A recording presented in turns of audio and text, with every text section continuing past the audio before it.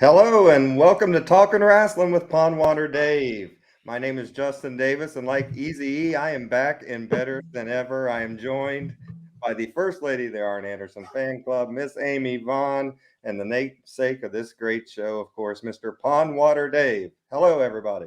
Hey, y'all. How's everybody doing? I'm glad to be back. Sorry it's been so long. I've Do you been need to getting at reintroduce my your? parents and coaches and fans for the last month, so I'm back. Why don't you reintroduce yourself? Yes. I am Justin Davis, the bad basketball referee, according to the people in the gym. I've never met a good one. I've never met a good one. I always say that the next good basketball referee I see will be the first. Yeah. I always compare refereeing basketball like being the bad guy wrestler, and you just strap your shoes on in a different night and expect to get yelled at the entire time. Yeah, sometimes I'll say, "Dang, ref! At least when I suck, I'm supposed to." Like a Well, breast pump? Hey, y'all. We got a really great guest tonight from MPX Wrestling. He is the two-time former MPX champion. He just made his return at the Texas Rumble. He is 1 in a million. Tatum Manning. Tatum, welcome to the show. Thank you for joining us. What's going on, y'all? Thank you for having me. I really appreciate y'all. Sorry, I'm in a car. I'm trying to get some decent light on me. You're good. You're good. Right off the bat, I want to ask. I watched the Rumble earlier today, and they said that you returned after a 6 months absence, and Yep, they said that you had quit. I did. I had a pretty low moment in my career and my life. I had just lost the MPX championship to our good friend Aaron Eagle, and I threw a fit. Oh. Good friend. I hear we had a bad experience, which doesn't surprise me, really. I am part of the anti-Aaron Eagle fan club now. Yep. But I digress. I want to talk about you, Tatum. I don't want to mention his name. We'll get the anti-fan club up and running off the ground. However, I did lose the MPX championship to Aaron Eagle at one of our biggest shows of the year, 2023, Purple Rain, back in August, I believe it was. But now we are moving on to another one of our biggest shows every year, Destiny. And this has the potential. I don't want to, knock on wood, but it's probably going to be our biggest show at Metroplex Wrestling in the history of our company. This is the first time since I've been at Metroplex Wrestling that we are running a show outside of the MPX Event Center. And it just so happens to be in my hometown, Grand Prairie, Texas, about 3 minutes down the street from where I grew up at the Epic. And I am really, really excited. Pro Wrestling Revolver has run a couple shows at the Epic that have been huge hits, sellout crowds. I was blessed enough to take part on one of them.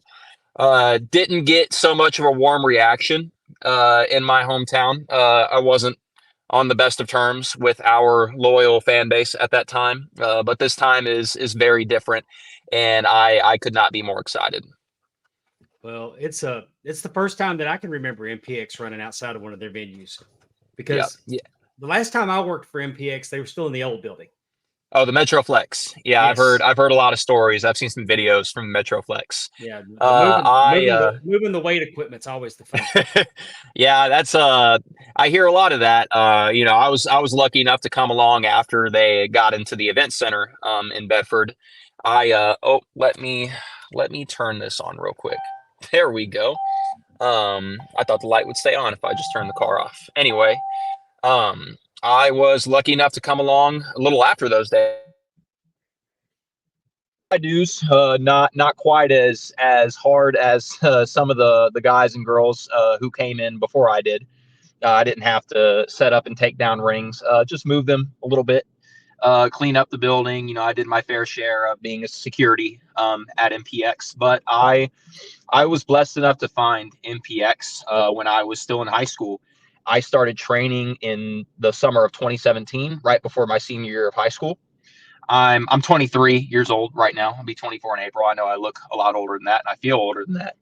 But I had my first match at MPX on June 1st, 2018. So I'm coming up on my 6-year anniversary pretty soon, right around the corner here. Um, I Man, I love Metroplex Wrestling. I've worked for a lot of other promotions. I've had some great experience. I've had some not so great experiences, but MPX, man, it's always going to be my home. There's just nothing like it as far as a loyal crowd, our fan base. We run every week, which when I got into this business, this art that is pro wrestling, I didn't know. I grew up watching Friday Night SmackDown on my staticky TV in my bedroom as a kid, and all I knew of wrestling was weekly wrestling. I had no knowledge of indie wrestling. So for an independent pro wrestling company to run live shows, and stream live every Saturday night or just every week is apparently unheard of. So I couldn't consider myself luckier that I found MPX when I did. Well, I came from PCW. I mean, PCW, brother. I mean, I owe everything to Richard Hill and Lance Archer, and I mean, I owe those guys big for. I mean, because Richard gave me my first break. So Yep. And, yep. So the MPX bunch is near and dear to my heart as well, with Palmer and Athena and Jamie Aller and Cody Cox. And yep. I'm probably missing people, but I mean, that whole I really miss, because I don't live in Texas anymore. So, because if I wouldn't have left Texas, I'm sure I'd be right there in the mix. Yep, those are my people too, brother. I came up with those people. I've been blessed enough to pick everybody's brains, learn a whole lot.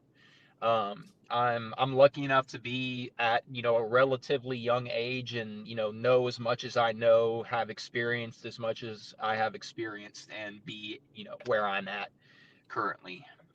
If obviously if I have my way, I'll be doing this for a real long time. Everybody wants to make it to the biggest stage that there is one day. Some people might be afraid to admit it. I'm not. I grew up. I've loved pro wrestling. I've been a fan of pro wrestling since I was a little kid, man. That's the reason that I got into this. And sorry, go ahead. No, go ahead. No, I was just going to say I love hearing how you basically training before you were out of school, or right when you got out of school. Started training the summer before my senior year of high school. I mean, I love stories like that. That you knew at at a very young age, like you said, you're watching it from day one, that you're watching wrestling. You're like, this is what I want to be, and then to be lucky enough to have such a great promotion basically in your back door, and Yep. getting to get involved with them. That's so wonderful. I love hearing stuff like that. I do want to say, I had to kind of take a gulp of air when you said you're 23, because that's how old my daughter is. And to think that you are already almost a veteran in a sense. I mean, as long as you've been going at it, and it's episodic, weekly, I just kind of think like, goodness, that makes me feel old. Dave, is this how you feel all the time? Every day. Every day? Every day. Okay. So weird. Okay. So okay. I went through some matches, Tatum, of your 6 years down there. One thing I noticed have not changed in those years, and that's the booty shorts. Where did that idea come from? Man, when I started, I had a cheap pair of biker shorts that I got on highspots.com. Any guy guy, girl, anybody who's worked indies knows what highspots.com is. Got a super basic pair of bikers and kick pads and knee pads. It was a combination of cheap stuff online, and wearing hand-me-downs from people who helped train me. I just, I saw other people in bikers. I'm like, oh, I like the way that looks. Let's see how it looks on me. And it didn't look the way that I wanted it to. But I was stubborn and hard headed, and I was like, nope, this is the look I'm rocking for at least another few years.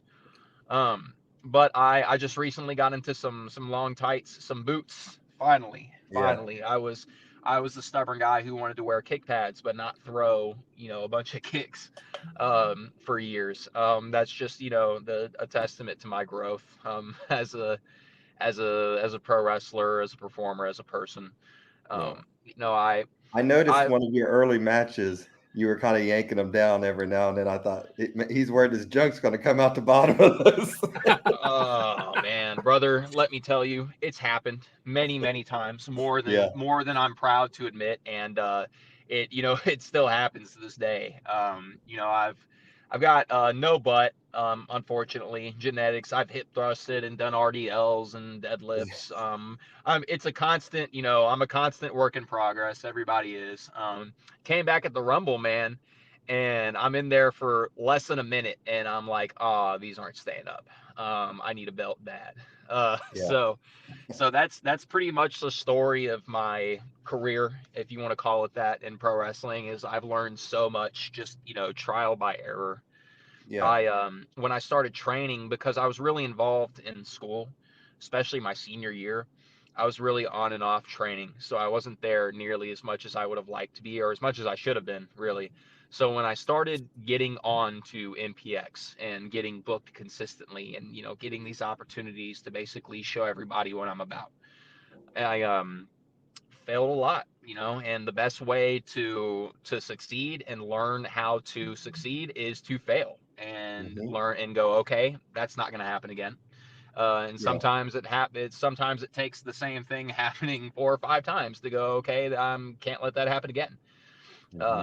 Um, I consider myself really lucky that I had the opportunity to work in front of a live audience every single week Yes, for I could years and tell your years. growth because I watched one of your early matches, and then I watched the one that you had with Eagle just, here recently for the Hmm. title, and I could see a ton of growth. I loved your kind of off the second rope stunner that you did in that match.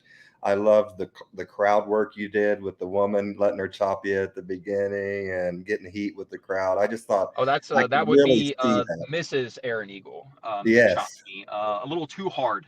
Also, Yeah. But I could definitely hard. see, like I said, a lot of growth, man, and it was fun to kind of watch that when I was kind of researching you.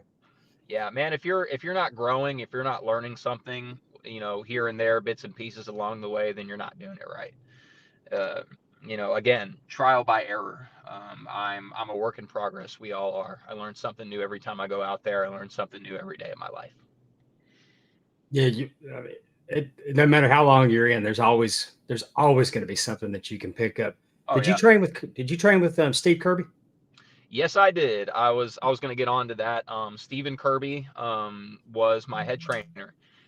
Stephen Kirby would take me to training from his job before I even had a license to drive. Um, Wow. we did we didn't talk a whole lot. Kind of just sat there and listened to NPR. But Stephen is a very special person to me. I have him to thank for a lot. I owe a lot to him. Other people that influenced me pretty highly. Stephen Kirby is way out there. Athena, Matthew Palmer, other people that had a pretty big hand in training me, like Frankie Fisher, Dave Sagan, and just a handful of others. Like I said, I'm blessed enough to have had an opportunity to be surrounded by a lot of good people who are also learning and growing every day. Who have taught me a lot along the way. One thing I thought was cool watching your match there against the Eagle is the whole setup there in the background with the purple logo that they have there for your just the whole background of the match. I think it's a really cool shot. I like it. Yeah, we man, the production value of MPX has just shot up like a rocket these last couple years. When I started there, we only had so much. We had, the white big block letters across the back wall that said Metroplex Wrestling. Sometimes they were in place, sometimes they weren't. That purple Uh, looks freaking badass. yeah, Well, Metro. Oh, go ahead. no, I was just going to say the promotional video that Dave showed before about the Destiny, the show is really good. I mean, um, Well, the I second one's been released, and I just don't have it yet. oh, okay. Well, I'll, the I'll try to first I'll try one, to have it for next week. But yeah. Oh, let's not talk about next week. Um, but I mean, like you were just saying, that the production value has really improved, and it really comes across in the promotional value. I mean, that video is very good and very professionally done. You know, and it really makes you want to see what's going to happen at that show. Yep. MPX is first class, and it's got to be great having got to be great having Athena there with just with her knowledge of what television wrestling is about. Right. The things that she can provide to everybody there, knowing how to get a story in when you only have 5 minutes instead of. I mean, it's a little different. It's a little different when you're in front of a crowd and it's Sure. not for television, but she can teach everybody there things that'll be so valuable to them when they do get the AEW, they get the WWE, TNA, whatever other opportunities. When they got to give them, you got to tell a story in 5 minutes, Right. and so, And it's I mean, episodic. that's not that invaluable training was not available to us in 2005. Right. Right. Well, and being episodic, you take that knowledge and you work on it continuously in a sense, instead of you get it and then maybe you get to use it, twice in 6 months or whatever. I apologize. I told the guys earlier, it's really windy here. It's getting ready to storm, and I'm the only one here, and my dogs are like wanting to like show me they're barking and going crazy. So I had to go make sure they were taken care of. So that's why I stepped away. But Tatum, I wanted to ask, if it hadn't been asked, um, who did you want to be when you were growing up? Who were you watching? Who do you think you are when you're on that top rope? Getting ready to come down. Are you Randy Savage? Are you RKOing people? Like, what are you doing? um, I've pulled inspiration from a lot of people because as a kid, I had the opportunity to have some time with Alex Shelley recently, who was very Oh, very helpful and informative, and taught me a lot just in the short amount of time that I had with him. And he made a really good point when he said everybody romanticizes the wrestling that they grew up watching. There are a lot of people my age, that are getting into trying their hand at this wild wacky pro wrestling thing, who grew up with the same people that I grew up watching, your John Cena's and Randy Orton's and Edge, Undertaker, that ruthless aggression area is what I grew up with. I loved pro wrestling the second that I saw it, hmm, and I just wanted to get my hands on as much of it as possible. I had VHS tapes of a couple Sportatorium shows. I had WrestleMania 3 on VHS. One of my favorite pay-per-views I've ever watched from beginning to end.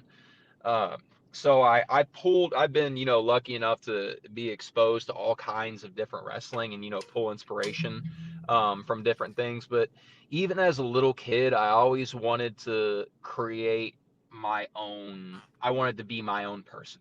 hmm, I was like, what kind of a guy can I be?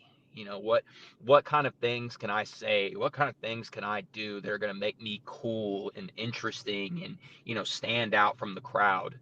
Uh, obviously, I saw these guys and these girls and these things that made me go ooh and ah.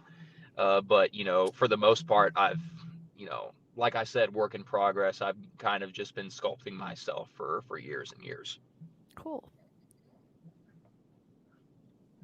So you've held the MPX championship twice now, Yep, and you've been the Addicts champion, 3-time Addicts champion. and was it 5 times on the tag team? I believe 4. I think 4. yeah. Who do I you think So tag I'm a with? I think I'm a 4-time Addicts Um, champion. Are we talking about the same thing? I don't think no, so. Oh. Sorry.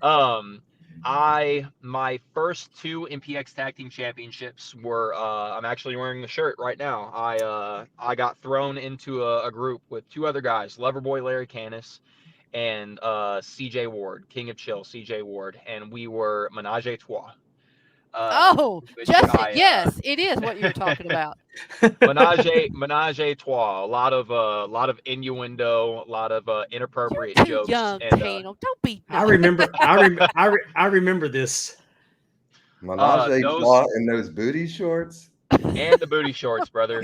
Those were There's those were two of your addicts right there, Justin. You're good to go. those were fun times, man. Like thinking about like a mind for pro wrestling, I really had no idea what was going on. I was trained very well, but I was kind of thrown out there to the Sharks just to see what I was capable of and, what I could do on my own. So luckily I found myself thrown into this group with Larry and CJ, who kind of just, held me by the hand and, basically showed me the ropes. It's like, hey brother, this this is how this is done. That's how that's done. And I'm really lucky to have had them. We went our separate ways. Uh, but I think that being in a group with two guys who were a lot more experienced than me and very, very good at what they did really took me pretty far and taught me a lot right out of the gate from the get-go early on. So those two guys and you, between the three of you all, 4 times you were tag team champions? So technically, I was a two-time not addicts, two-time NPX tag team champion with CJ Ward. Okay. My third MPX Tag Team Championship was with Dave Sagan, who Dave Sagan, if you don't know anything about him, trained at Chikara up in the Philly area, came down to Texas for a few years. And, before Dave came along, I was really quiet. I rarely spoke. I just wanted to learn as much as I could. And then that guy kind of came around with this, larger than life, goofy, a little too goofy at times, being most times, kind of attitude, and really helped me kind of open up and learn to have fun with it. Dave had, a very similar situation to what I had recently. He was a very dominant MPX champion for a while, lost the MPX championship at Purple Rain 2020, and kind of disappeared, went into this hiatus where nobody knew what he was doing, what he was up to, when he would be back. And he came back and challenged Larger Than Life, who was made up of our current MPX champion, the Tommy Becker, and his tag team partner at the time, Ryan Remington, and who Dave just so happened to formerly be a part of a faction with those two. Oh. And so he came back and challenged them for the MPX Tag Team Championships, and that he was going to bring his friend to take them from him with him, and that friend was me. So we formed Sagan Manning. We won the MPX Tag Team Championships from Tommy Becker and Ryan Remington, ending what I think was their very dominant. I think they were the longest reigning MPX Tag Team Champions in history at that time. And haha, we beat them. So we were MPX Tag Team Champions for a few months. We defended those titles every single week. We were churning out some great tag team wrestling, and we lost them to the team of leading man Michael Schaefer and Sebastian Envy.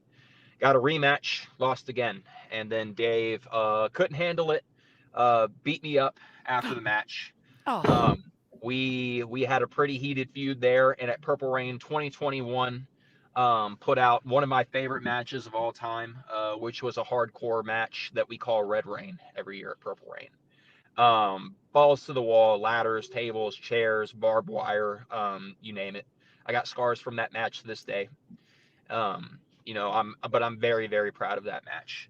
That was my third MPX Tag Team Champion partner. My fourth was Red Chambers, who I have a pretty long history with. Red Chambers was one of my big title defenses. I successfully retained the MPX Championship in the main event of Destiny last year in actually a Red Rain match with Red Chambers. So is Red Rain match kind of like a no holds barred? It's a hardcore Red Rain match. Hardcore. Red Rain is Okay. a hardcore match. Pretty much anything goes. The only way to win is by pinfall or submission. I got you. You probably said that. I'm sorry. I noticed. I need to ask you about this picture. Y'all did too cool. What? One of Which my one favorite, are you? Which one? The tall one that is barely, you can barely make him out.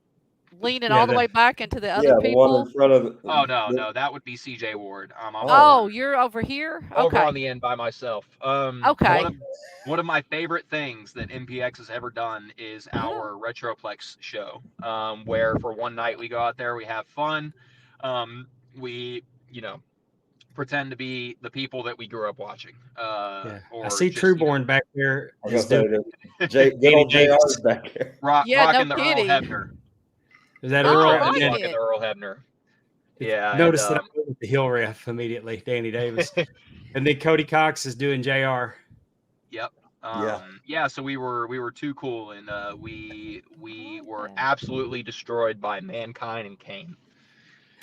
I As you should be. I can't believe right? how Too good cool. Cody Cox looks like JR. Like he's even got the little bird legs to go with the kind of belly to go with it. Like it looks You perfect. should have heard him.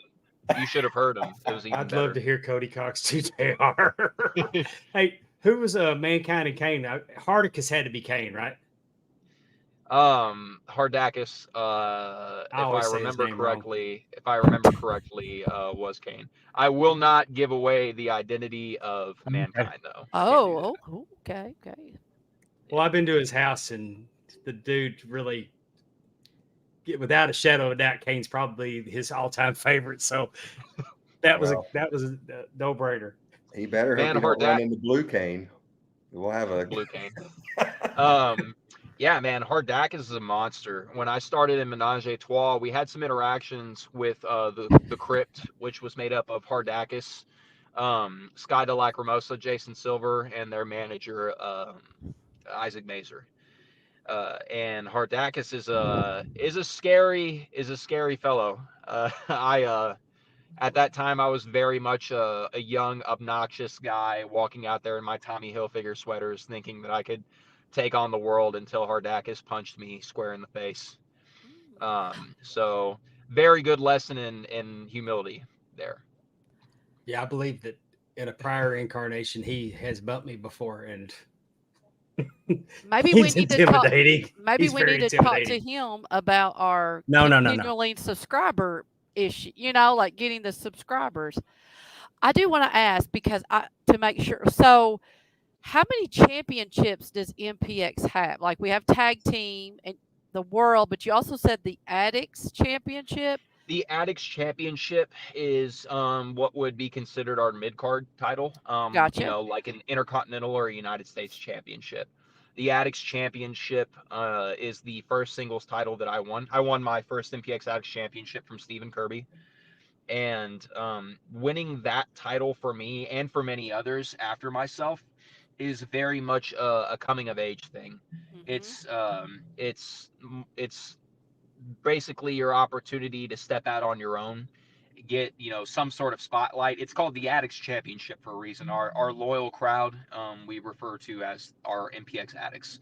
Holding the MPX Addicts Championship is basically you're representing our crowd, for better or worse. Okay. Did the Addicts replace the Prospects title? The Prospect title is a championship title, where upon winning, you have the opportunity to successfully defend it 4 times. And once you have successfully defended the MPX Prospect Championship 4 times, you then have the ability to cash it in on any other championship, anytime, anywhere. I always thought that was such a cool concept, and I loved the belt with the removable numbers. Yeah, on the side plates. Very cool concept. I've always been a big fan of it. That is the one title that escaped me. I never won the MPX Prospect Championship. However, that title has come and gone. We haven't seen anything of it since the last Prospect Champion was Kari Wright, and Kari Wright cashed in on Aaron Eagle to win the MPX Championship. Yay! Not long after Aaron Eagle beat me at Purple Rain this past year. Kari cashed in. I don't like that last part, but I like the other part. Amy. He started it. You started it. No, I last didn't. week. You did. I think it's fair. I think it's fair to say we'll let her slide on this one, and I can only assume it was his fault. Exactly. Well, I mean, last week she popped off about him, and I said, "Hey, he's going to be on the show in a couple weeks." So all I said is talking to Tommy Becker. I just said his pose looks weird. That's what I said, and he called me stupid on Facebook. I thought you said his pose looked stupid. Well, weird, stupid, whatever. I'm sure I'll have to have the tape ready for next week. This is going to be And so you know who the crap's going to blow back on, right? Well, it's going to blow back on me. Oh, because I'm your sidekick. Naturally. You got to control me. Tatum, how is in your career? How has it been as far as cutting promos for you? Was it Has it been easy? Has it been a learning process, or how is it? I've been cutting promos in the mirror since I was a little kid.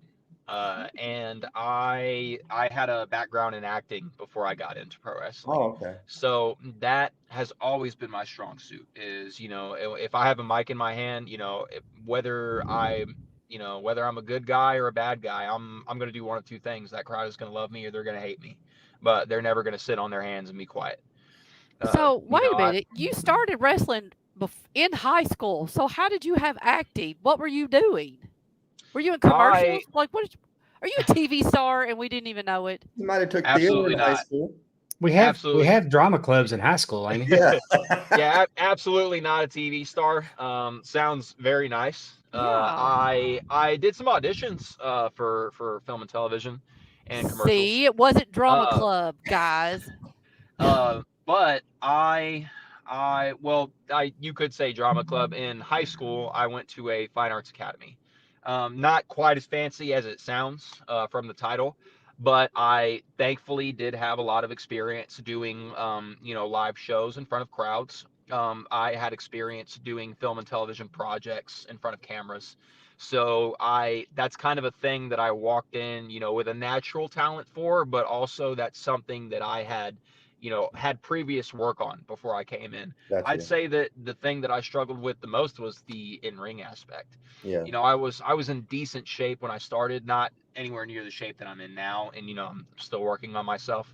But it took me a really long time to get all the basics down and feel Mm-hmm. comfortable in my own shoes, walking and tussling around in the ring. Uh, you know, Talking in front of a camera or directly to an audience, that's always been my strong suit. That's always, where I've been comfortable. I think it served you well. When you did let me ask you about your first promo. Do you remember? Did you know your promo was coming up and had time to prepare for it, or did it get there? Did it get sprung on you last second? Like, hey, all we need you to go out there and do this. I'm gonna be honest with you. I have no idea what my first promo was, when it was. There have been many. There have been many backstage segments.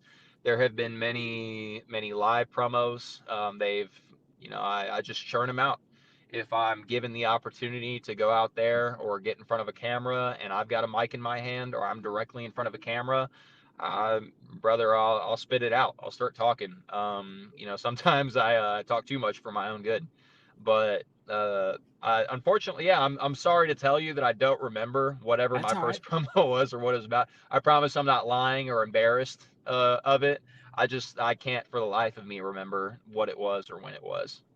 Yeah, I got to be a manager for a brief period of time, and I managed Mike Page and Joey Corman as the medics, Hmm. and we were getting ready to go through the curtain to run out and beat up Christopher Hayden and Carrion Arcane, and Page goes, "Oh, grab the mic and you need to say this, and this," Yep. and I'm like, so I didn't have time to be nervous about it. Yeah, that's the most PCW thing I've ever heard. I have a quick question, and I don't think we've Yep. ever asked this question to a guest on here. But when you told your family you wanted to do this, what was their reaction? They, for the most part, they were supportive.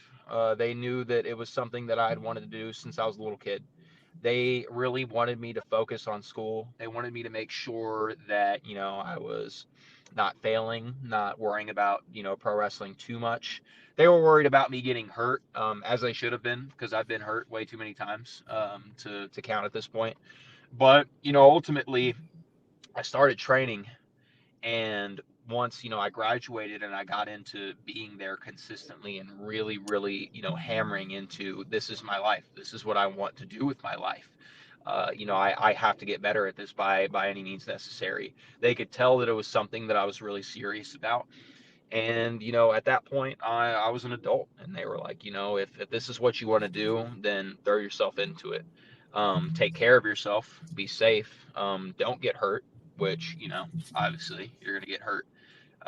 But just give it everything you have, because we can tell that this is something that you're serious and passionate about. So I'm really blessed to have had a support system like that behind me. That's good. Kudos. I Yeah. mean, the wrestling business seems like you have to have two things: a real want to do it, and also a belief and confidence in yourself to make it. I I will stand on this.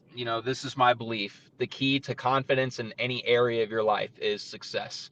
If I get up on stage and I'm bumbling and I'm speaking gibberish, but I speak it in a way that's very confident to you, you'll imagine that I'm saying something.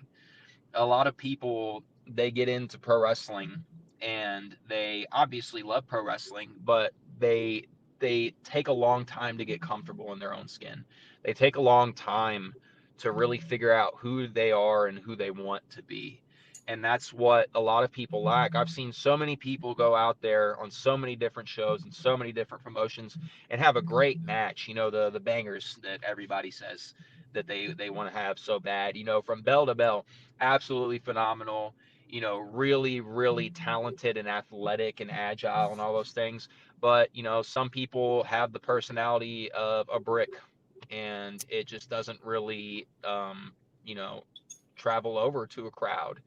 Um, you You have to can have some wrestle as kind of. well as you want, but if no one cares about it, it doesn't really matter, right? Nope, not really. I've gone through my phases where I like a certain style of wrestling and I'm like, "Oh my God, this is so good," and back and forth and athletic.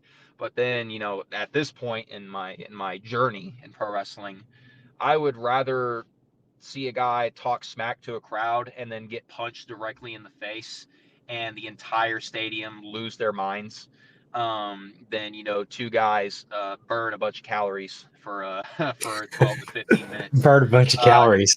yeah, and that's just me, right? The great thing about pro wrestling is it's a sport, and it's an art. There's so many different ways that pro wrestling can be done. There's no one right or wrong way to do it. There are all kinds of different styles. Strong style, the strike fests, lucha libre, the running back and forth and all the different crazy cool athletic flips and stuff like that. There's deathmatch wrestling. There's that good gritty old school slow southern style, which is a little more my thing recently.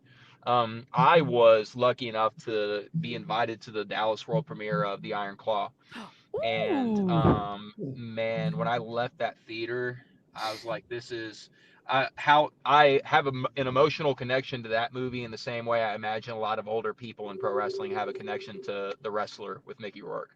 um, Trying to Man, I point love to that movie. Dave in the right.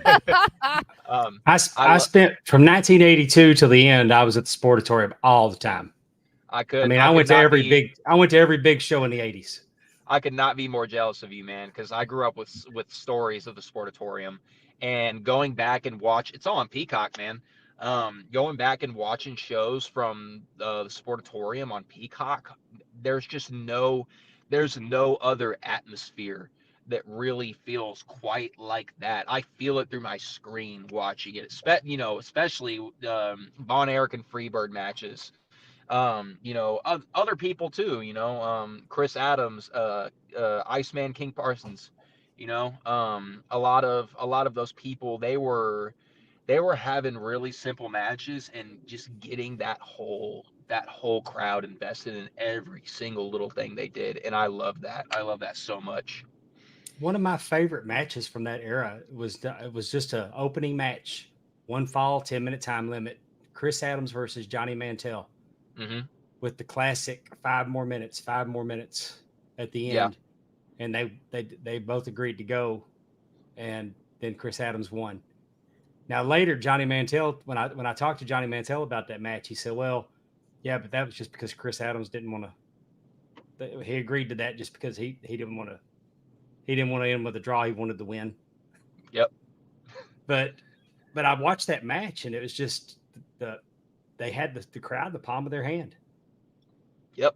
and it was really kind of a babyface match because Johnny Mantell was not Chris was still a babyface and Johnny Mantell wasn't a heel. So, but to watch them do that, and that just stands out, Yep. along, of course, all the great matches too stand out to me. But I mean, 1983 is my sweet spot. Yeah. And So, Tatum, were you a fan of the Von Erichs? As in, like, obviously, that was way before your time. So when you went to see the Iron Claw, were you like familiar with the stories? Were you able to watch it and not be like bogged down with some of the like, I don't think that's how that happened, No, things yeah, that I knew the specifics. I've seen, documentaries and read stories about, the whole Von Erich story.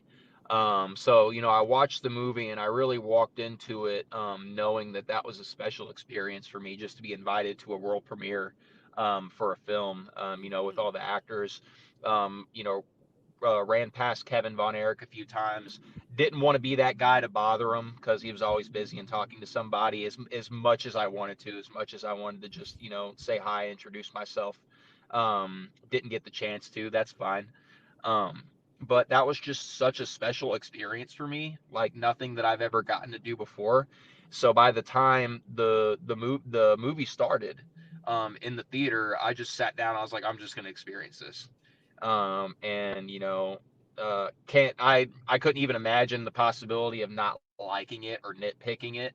I was just like, it's A24. A24 makes a lot of great movies. So things that were left out or things that might not necessarily be historically accurate don't really bother me. I love that movie from beginning to end. It was I awesome. awesome. So, go ahead, Dave. no, I loved it too, but I went in open minded that I'd already been warned that it wasn't historically accurate. So Right. I went in open minded and made it a point not to pick it apart. Like that didn't happen that way. That didn't happen that way. And Mhm. then the only thing I could really, I didn't like how Carrie was portrayed. I didn't like how Fritz was portrayed. Right. Though, I mean, I don't feel like, I mean, I knew Fritz was a hard ass, but the way they portrayed him, I told everybody that I was surprised when Doris didn't cook dinner that Fritz didn't whoop her I will say though, I love because that that's what opening. it felt like.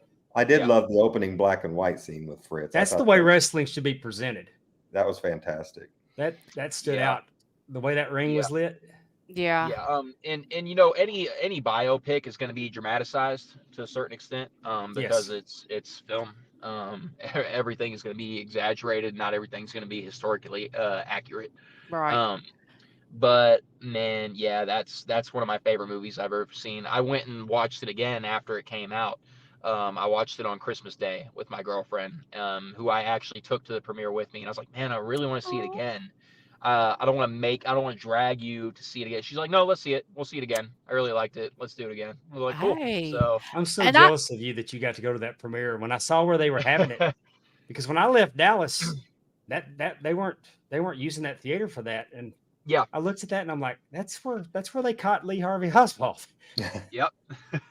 Hey, um, Tatum, do you know that that is David's tights up there behind Dave up there?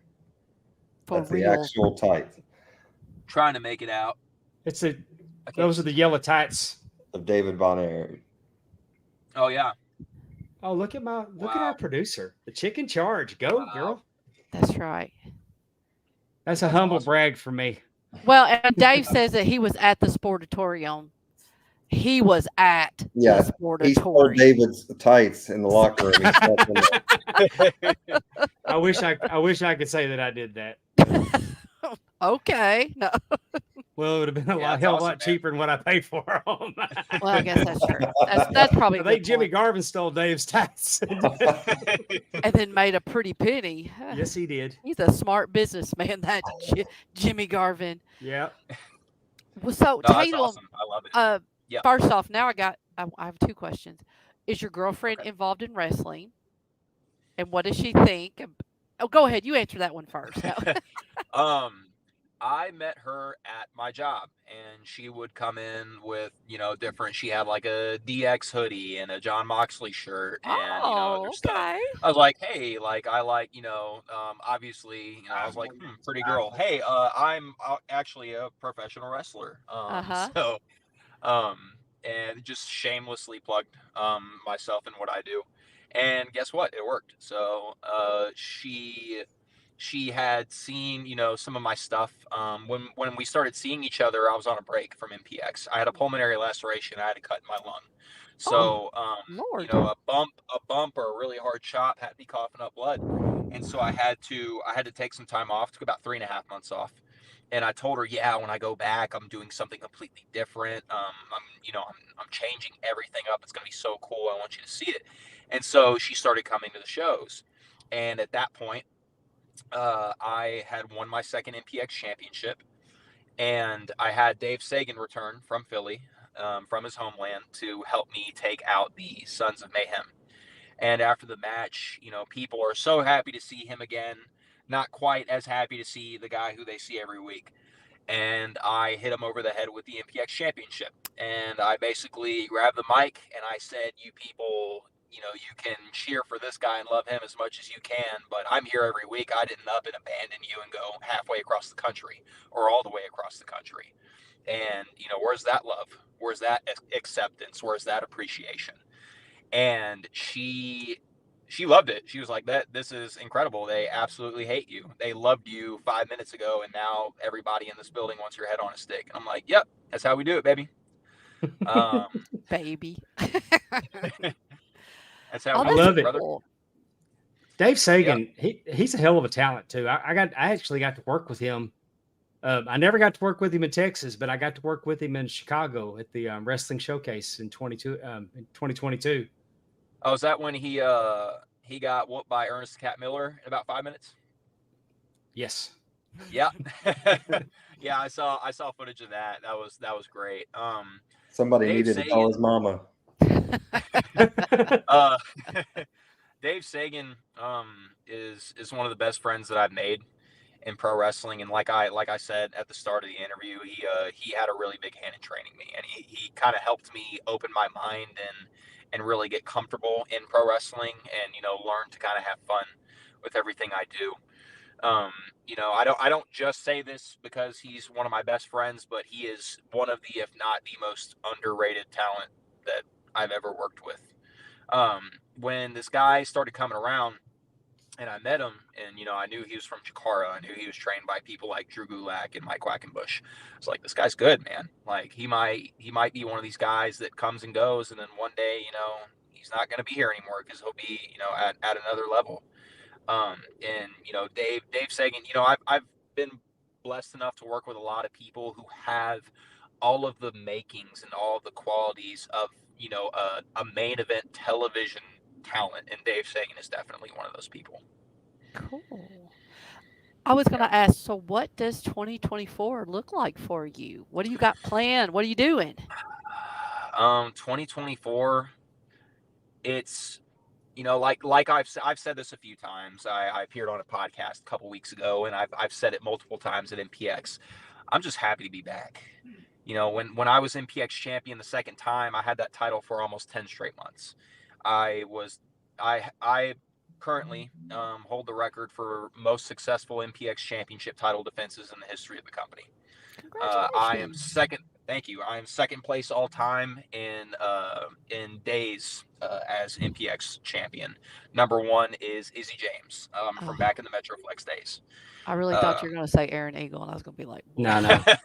No. Izzy James is another hellacious talent. He is Absolutely something. is. Yep. Absolutely. Haven't gotten the opportunity to work with Izzy James one-on-one. Been in a triple threat match with Izzy James, and hopefully I'll have those experiences with him further down the line too. But he's definitely one of those standout talents that I'm talking about. Where was I going here? When I say it, I know y'all keep hearing me say, "Oh, that guy was a hell of a talent." They wouldn't be an MPX if they weren't a hell of a talent. Oh no, I'm sure. If you can make it at MPX, you can wrestle anywhere. Absolutely. Texas is a completely different game. And Texas that game is at a very high level now. There's so many quality places to work in Texas. Yep, I 100% agree. Texas is a huge melting pot of just talent that's waiting to get out there and get to a big level and do their thing in front of so many people. Back to what I was saying about my last run here as MPX champion. Became a completely different person. Did a lot of bad, malicious things to people, said a lot of things that I definitely regret. A lot of very Aaron Eagle-like things, I would imagine, after having him on your show. But I had 6 months this time. This is the longest break I've taken from Metroplex Wrestling since 2017, since I got my foot in the door there. I had a lot of time to take time off, to reflect on myself, to think about, okay, who am I now? And who do I want to be? And ultimately, what everything has come down to is I just miss being the good guy, man. I miss, kids smiling and reaching out for high fives when I, walk through the curtain. I miss signing things for people. I miss taking pictures with people. We all come together in unison for one reason, and that's because we love pro wrestling. We're all fans, right? Some of us are performers, but we're all fans. We all love pro wrestling, and that's what brings us all together. That's what has all four of us on our screens together currently. Um, I miss making those memories with our crowd. I miss getting all of that love and energy and appreciation from our people, from my people. There's no other feeling like that in the world.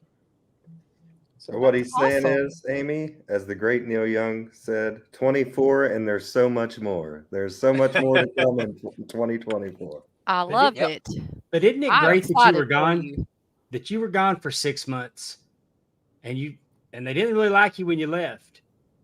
Oh, they But hated me when I left. but They when you wanted came they through wanted that my head on door, a stick. but when you came through that door, that crowd popped for you. It's like wrestling fans will give you benefit of the doubt when you've been gone and you come back. They're like, okay, we're gonna put that behind us and we're gonna see what's up. I got to tell you, um, I was definitely nervous before I hit the curtain. You had the whole video of me pulling up in my brand new Dodge Challenger, revving the engine up, wasting a bunch of gas, getting out, walking up to the back door. You had the shot of the back of my head. I open the door, I slam it shut, the screen goes black, and everyone's like, hmm. But they see kind of, they're like, oh, is that? And then the name on the screen, and they're like, oh my god, no way. And I come back with a whole new attitude and so much fire and passion. I was scared. I was afraid of how I would be received. What if I come back, a whole new me, and the crowd is just like, oh, we still hate you, boo, you suck, right? um but I could not be happier with the reception that I got a huge reaction when I walked through that curtain. It was um huge. it And then you sparked wanted to go it's jump on the biggest guy in the ring. but that Go big, go feeling, home, right? No. yeah, those are the moments that we chase when you have all, you're anxious and you got these butterflies and you got these goosebumps and you're ready to go out there. Pro wrestling, a big lesson that I've learned in pro wrestling and just life generally, is that you can plan for things and you can set everything in motion for yourself as much as you want, but very, very rarely in life do things always, fall into place the way that we want them to or expect them to. So we chase those moments where those things do fall into place the way that we want them to. And when they do, that's that moment, that's the dragon that we chase, over and over and over again. Those are the moments that we want every single time. Yeah. And we're not going to get those moments every single time. And when we do, it makes them that much more special. Um, that's why with Destiny coming up in my hometown, uh, I'm super excited. I have a feeling that Destiny is going to be another one of those moments for me. And I cannot wait. Do we know who you're facing yet? I am going one-on-one with TNA's Trey Miguel. Oh goodness, Oh, I Yeah, like Trey too. yeah. Oh, that is going to be a great you're gonna match. do You so better not be good. rooting for him, Amy. No, I'm not. I'm Tatum all the way.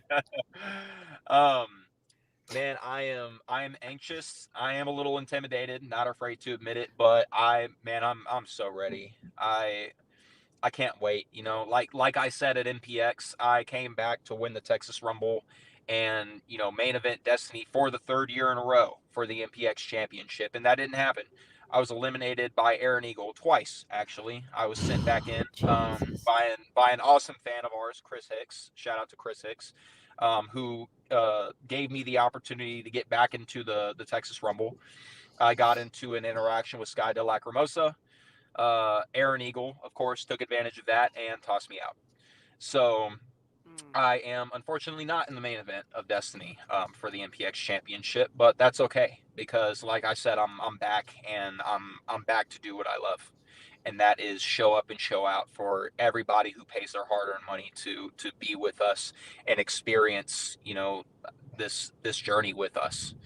Um, and especially it being at the Epic, I'm beyond excited. And Trey Miguel, TNA's Trey Miguel, one of the best talents that there is out there. The fatal four way that I Exactly. won, the fatal four way that I won this past Saturday night, I had the opportunity to challenge anybody that I wanted. I've seen Trey Miguel advertised as being at Destiny for weeks and weeks, and people have been so excited. What's Trey Miguel gonna do? Who's Trey Miguel gonna go toe to toe with? And I'm taking that opportunity most definitely, 100%, and I can't wait. That's We Well, awesome. can't we wait wish to you watch it. That's for No sure. we kidding. wish Yep. you the best of luck. Thank you. We're super excited for you. We're excited Thank you. to keep an eye on what you're going to be doing this year. Anytime that you want to come back on and promote something, the door is always open for you. Absolutely, yeah, I'd be happy to. We're Thank you so much for having me. It's been a great time so far. we're And where we're can we get that shirt for Justin that you have on now? Oh, Oh, Menage a Trois. Yeah, This Justin this needs is that. one of probably 3 or 4 left. that's in my Unfortunately. past, Amy. I haven't had one of those in at least 6 months. Uh, tell everybody where they can find you, Tatum. You can look up Tatum Manning on Facebook. Not a hard man to find. You can look me up on Twitter. My Twitter handle is going to be that MF Tatum. You Okay. can find me on Instagram at Trey TRE Breezy Boy BOI. Because I didn't know how to spell. Apparently, You were when young. I made You my were young. Instagram handle, It's okay. I was young. You were young. Um, that's but how yep, the gays. that's That's how the gays spell it, anyways, Tatum. BOI. Hey, what about merchandise? Do you have your merchandise online? I am selling my merchandise every week myself at Metroplex Wrestling. Any inquiries can always DM me on any form of social media. I can work on getting shirts, other forms of merchandise shipped to you at any time.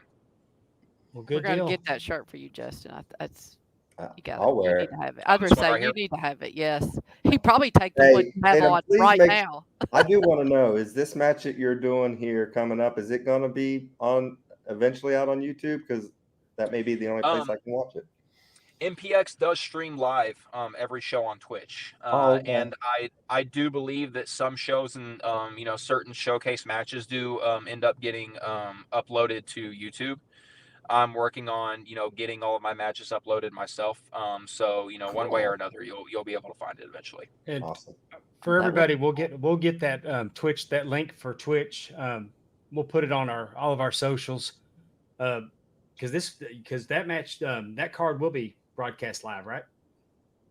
Yes, Yeah, Destiny I'd will be go out of your broadcast way to live from watch the it. Epic in Grand Prairie. I mean, top quality wrestling, top quality stars, a palace of a venue. I mean, go out and support MPX. Destiny's going to be a tremendous card. And Tatum Manning and Trey Miguel, I'm gonna be in the Oh, ring that night, so I'm gonna have to watch it after the fact.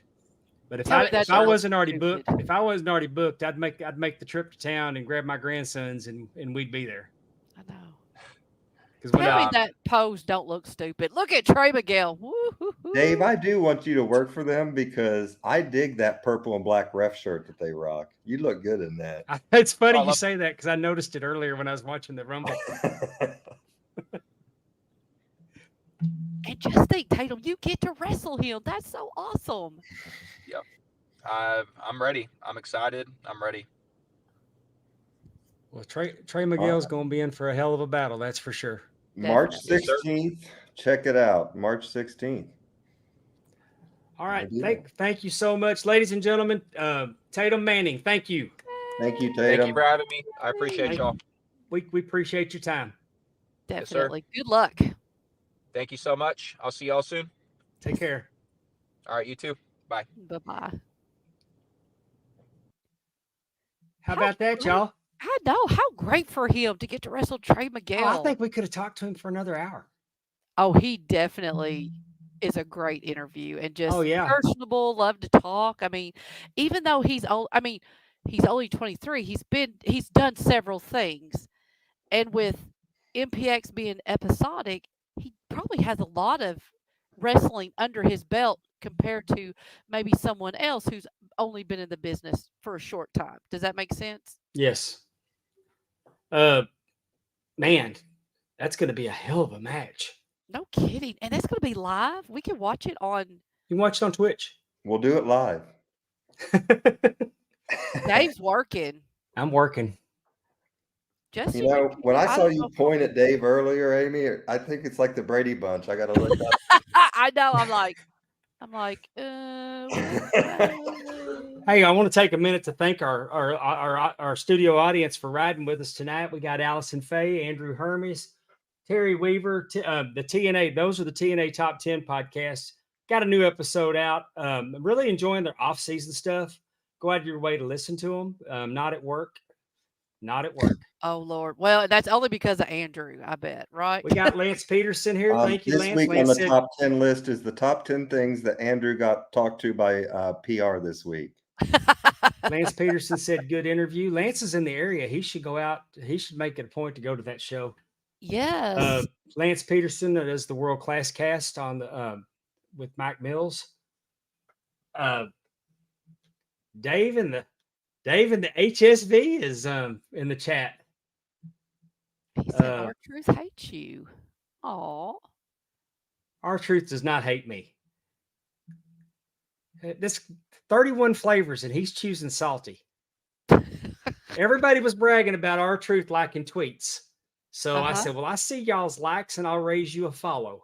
Oh, he followed you? Yes. Awesome. Yeah, our truth. Wonder who he thinks you are. Super Dave Osborne. That's 100% who he thinks I am.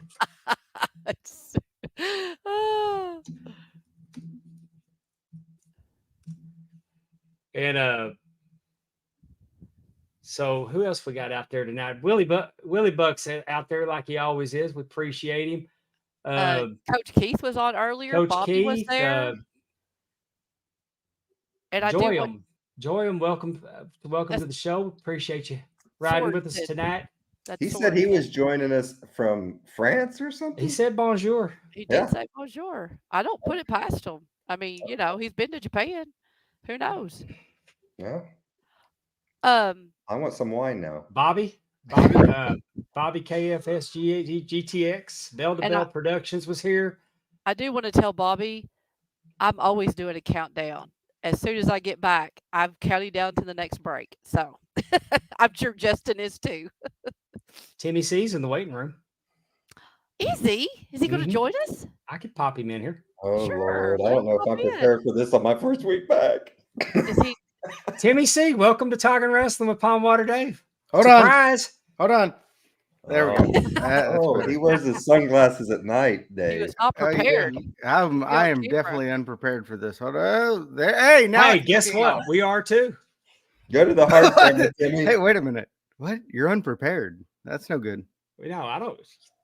Yeah, I did their show, and they had like all these notes and everything, and I'm like, man, I don't do that. Dave said, what? I do this shit live. I don't know how to read. Very little editing. I mean, I'll jot down time cues. I will say, Tim, your show that dropped today, very good. I thoroughly enjoyed listening to you and TJ and Dave. You know who I don't give credit for? Who?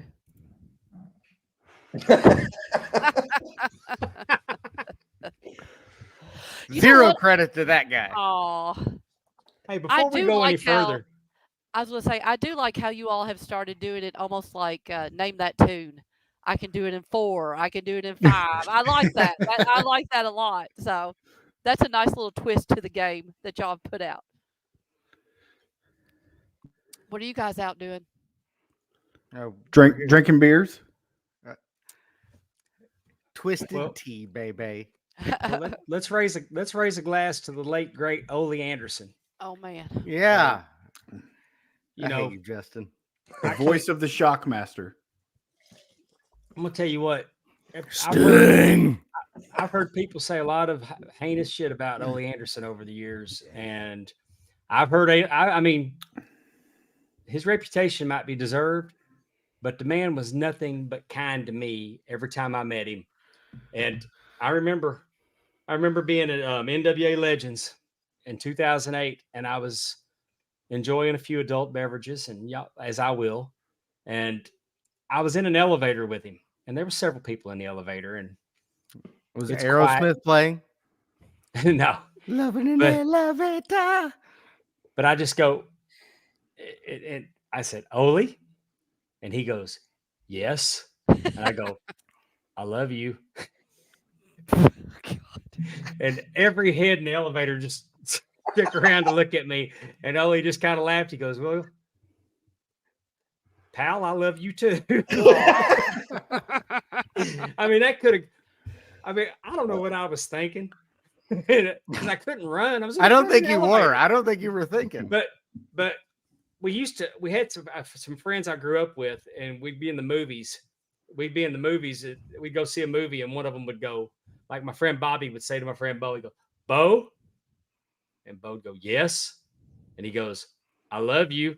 And he'd do this in a movie theater during a movie if there was a quiet part. So this getting each other over the years, and I don't know why I decided that You it was a thought good Ole idea to looked do like- that to yeah. Ole Anderson. But I'm gonna tell you what, and my wife said I was scared of him because a few years later, she goes, well, you wouldn't even go up to him. And I said, I never had a problem with Ole. And she goes, no, he was on the couch. I said, yeah, I didn't want to disturb him on the couch. But she had no problem disturbing him on the couch because she grabbed my picture that I wanted autographed and she ran it in there and Ole signed it for her on the couch. So my Four Horsemen, that's how I got my Ole signature on my Four Horsemen picture. What do you mean? Where'd you see him on a couch? He Where used to were sit in you? the couch in the lobby at the Hilton. Haven't you ever watched- Hey, you know, sweetheart. Amy, haven't you ever watched Casting Couch on Pornhub? Yeah, you guys have heard I of missed Elf, the episode. No, I did not. I did you not guys see have heard that. of Elf on the Shelf. Well, now you've seen Grouch on a couch. So, there's that. I So wonder why Amy kept inviting me to Mayfield. I didn't know it was for a casting couch. but The hell? but that lobby area was always fun at what was the old NWA Legends, the current gathering that T Mart does. But Ole couldn't get around well, so he would just sit down in the lobby and he would just talk wrestling the whole weekend. So say what you want to about him. I'll what you only want say good about him. things. He's dead. So Well, hey, let's bring Danny. Let's bring Danny in since Danny. Danny Bateman. This is like when Mork and Mindy was on You Happy spelled Days. dumbass wrong. This is truly the Brady How do we Bunch. get Danny Bateman out of TJ Stevens? That's what I want to know. See, every week on the show, I'm a different fictional sports star. Okay. Danny TJ Bateman was was the good. linebacker. We wish you for were a fictional host. your dick. So I was Danny looking Bateman, I was looking in the waiting room and I'm like, man, I feel like I should know who this is. Danny Bateman. Danny Bateman is the linebacker from the Replacements. So then he turned the camera on and I'm like, okay, so Yeah. let's bring him in. But I was like, So that man, would I make feel me like the I kicker. know who What's this the guy kicker's is, and I name? don't want to be the ass for Was that ass. John Favreau, Danny Bateman? yeah, the Yeah. kicker was Nigel Gruff. Yeah, that's me. Okay. I'm the kicker. Well, actually, it might be Justin. The Justin. not best might sure thing be- we what can say happened to about our TJ. only offensive weapon is he's wiry. What the I- shit is that? I'm the running back that's like, hey, he's going to jail. I'm, Man, my I'm Shane grandmother Falco. loved I that. bang the cheerleader. You are not Shane Falco. Amy is Shane Falco. My grandmother loved that movie, and she You're the watched it every stripper time it came on. cheerleader. Oh gosh. I don't know what happened to You TJ might rather have since I Justin be saw him that. I last don't know, time, no. but TJ, keep doing it. You got my number, bro. You look good. Look at you over What the hell? there. the Trim the the big beard, I've beard got- is gone. I've got What's slick going back on? hair now. I'm growing my hair I out. know. TJ's Lost ugly some weight. without the beard. He needs to grow it back. He looks good. You I'm should have shocked. just stopped after like the fourth word. Allison Faye, I am Shane Falco. Look at my beautiful hair. Incorrect. And I got a boat. Mm. What is that? Well, he had a crappy boat. Your boat's not so crappy. Well, y'all want to play trivia with us? Hell yeah. We're Have in. you watched our show? Well, I know if I'm I going know for how a it tea goes. break. But Okay, so now I'm a little nervous because my trivia is not nearly going to be like name, 1997. Barry Bonds. for those that don't Jerome know, Bettis. That was for those that don't know, we've now been joined by the FFP podcast, James Francis. Popcast, excuse me, Filter-free Popcast. filter-free Popcast. all right. So I went ahead and Hey, said, hey, wait a yes. minute. Let's do some housekeeping while we got them here. Oh Hey, yes, boys, yes, I'm gonna need do y'all to clean. I'm gonna need y'all to clean up the StreamYard a little bit. We're running out of storage. Well, okay. Yeah, We we're can like do that. we're right up at our 50-hour limit, and Oh, you mean for I've that? deleted all mine. Okay. Get on it, TJ. We'll keep Oh, deleting more of yours. Don't worry. I In like fact, to sit we here. probably delete this one right now. Don't delete I like delete to the sit here in the recordings, dark. not the broadcasts. I like to sit here in the dark and That would rewatch not our be old cool, y'all. episodes. Tell us about what the the topic is tonight. Are we doing trivia about well, future podcast Shane guests that Falco. Amy wants to shit on? no, they don't need to be mean to me, and I will not be mean to them. That's You how said this his works. post was stupid, Amy. It was stupid. And I even said I didn't to say you, it to his I even face. I tried to give you an opportunity to back it up. What podcast we gonna fight with? It's no. Oh, next. Okay, so what happened is that we had the Tommy Becker on last week. He was on to MPX promote. champion. I'm sorry. Well, I was going to say he was on to promote Destiny, which is MPX's big event that's coming on the. Oh yeah, you 16th. posted about that on Facebook. Yes, and he is going against a guy. I guess he's a guy named Aaron Angel or Angel. No, Eagle. Aaron Eagle. Aaron Eagle. And he just had, and so they showed me the promo pic, and Aaron Eagle just had a weird stance. And all I said to Tommy Becker, I said, "That's a weird. That looks stupid." He's a Well, hero. I don't Is Lou- care. Is Lou Gossett Jr. his manager? Because if your name's Aaron Eagle, you should definitely That's a deep cut. at least Jason Gedrick. Jesus. Oh, I'm that's a just deep saying cut. that looks goofy. He called me stupid on Facebook. He told me he hopes I fall off a curb. Which one looks goofy, the left or the He told- right? The right, the one that's got his arm up. No, the left guy looks goofy. He looks like he's trying to meet Justin on Tinder. Say, guys, let's pretend like one of us works in the professional wrestling industry or wants to keep working in the professional wrestling industry. But Aaron Eagle. Hey, Dave, you let him on. That's all I'm saying. Yeah, I guess that shit's on me. That's true. But yeah, so he he told me he hopes I fall off a curb. He told me to keep. Well, He told me to control my sidekick. Yeah. Well, if you fall off a curb, Amy, I'm gonna laugh at you. I'm just Curb's saying. only like 4 inches. I think you'll be okay. Then you'll help me up, right? Yep. Laugh at me, Aaron then Eagle help is me a up. hero.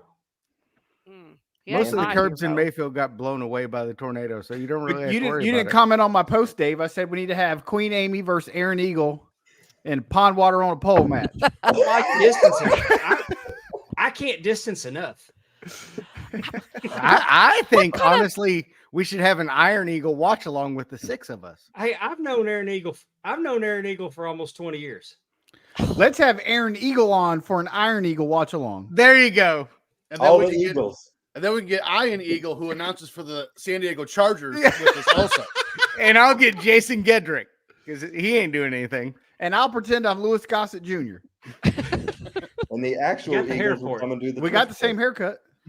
Very true. That's very true. And you got that Never boat, mind. you're probably almost as tan. Yeah, it's gonna be soon. No. He's not Sammy Sosa. It's reverse Sammy Sosa. It's a reverse Sammy. Yeah. Well, what I was going to say is that because we are now in WrestleMania season, it's number 40, WrestleMania 40. So I cut it in half and I did trivia for WrestleMania 20. I can't Oh, believe thanks, there's been Amy. 40 of them. Jesus You know, Christ. that's I will right be up our terrible alley. at this. I mean, I watched the first one. I had to go to Me the cable too. I had to go to the cable company, put a deposit down to get a box to hook up to my television. Mhm. And it was like And then a $30, pigeon took his $40. What was her Which name? was a lot of Why money. didn't you in just go to the 1985. movie theater? Didn't they have it at movie theaters?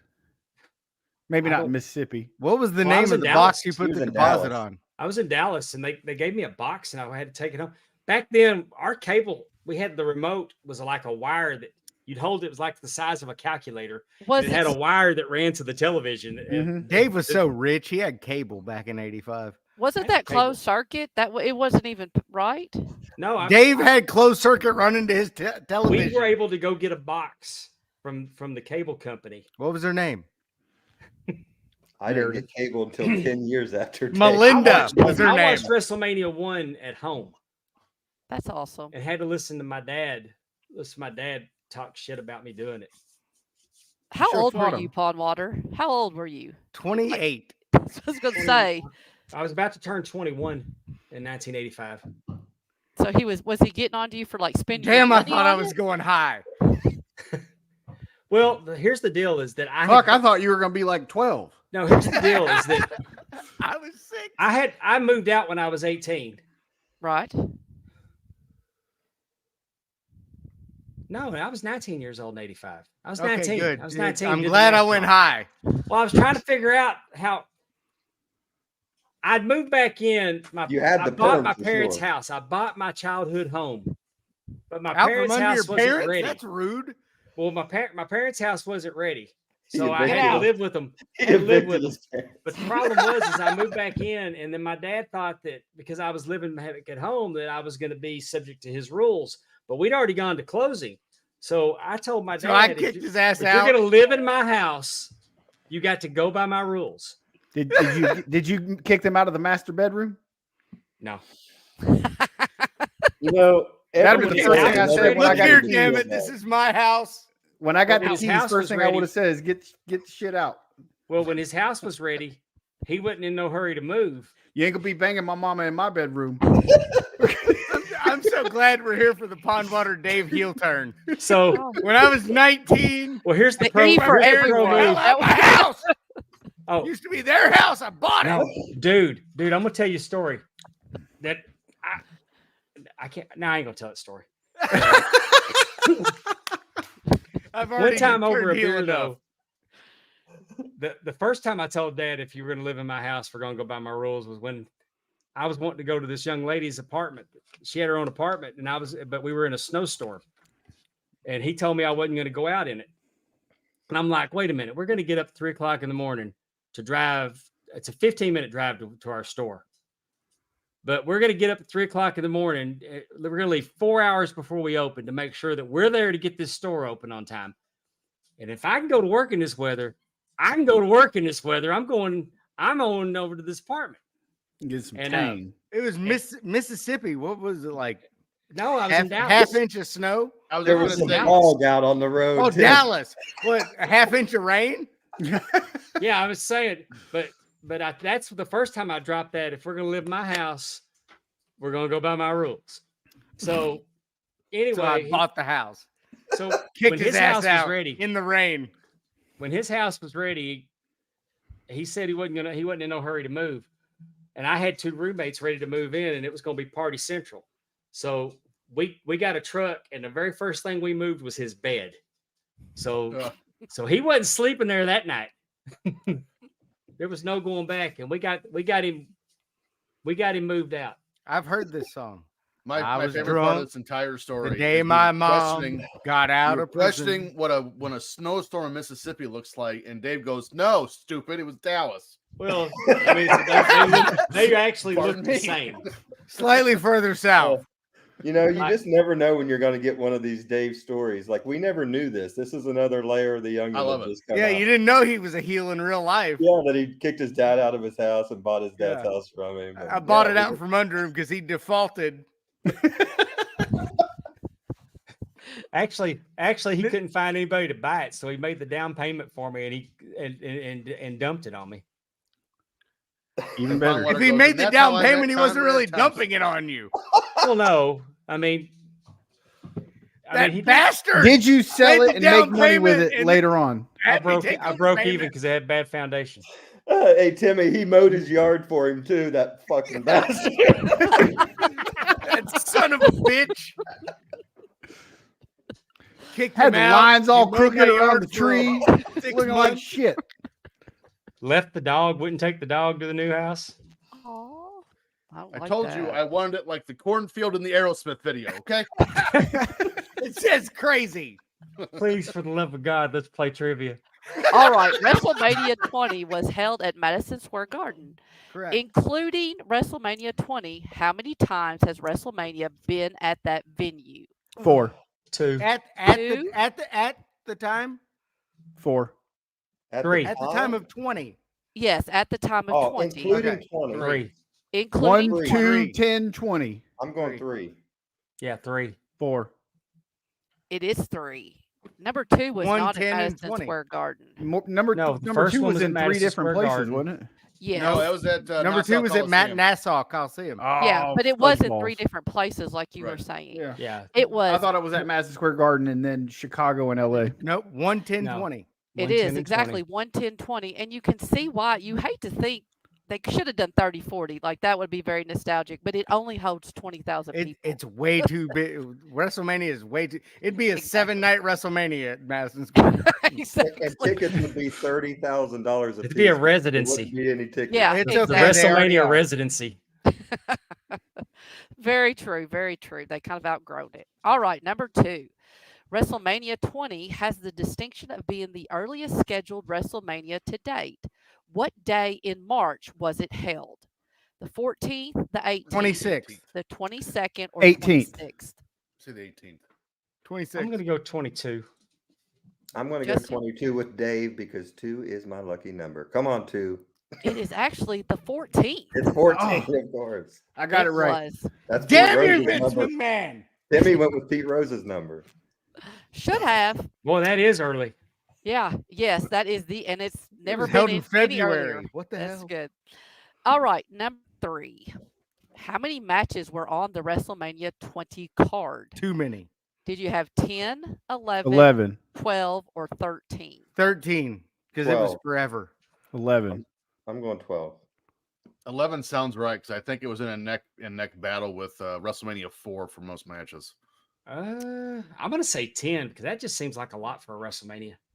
There was actually 12. Come on, baby. Damn it. Come on.